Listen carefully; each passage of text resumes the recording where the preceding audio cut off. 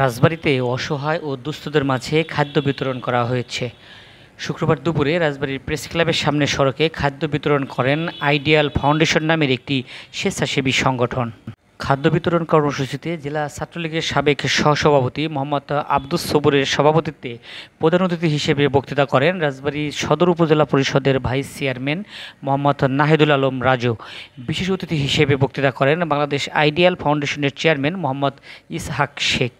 পরে জেলার বিভিন্ন এলাকা থেকে আসা পথচারী, অসহায় ও দুস্থদের মাঝে শতাধিক প্যাকেট খাবার বিতরণ করা হয়।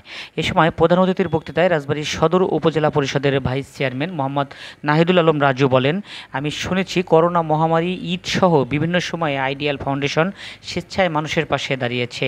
এবার তারা খাদ্য সহায়তা প্রদান করলো। আগামীতে আরও বৃহৎ পরিসরে এই প্রতিষ্ঠানটি মানুষের কল্যাণে কাজ করবে বলেও আমরা আশা করি। তিনি আরও বলেন, আমরা সব সময় ভালো কাজকে স্বাগত জানাই। আইডিয়াল ফাউন্ডেশনের ভালো কাজগুলোতে সবসময় পাশে থাকা হবে।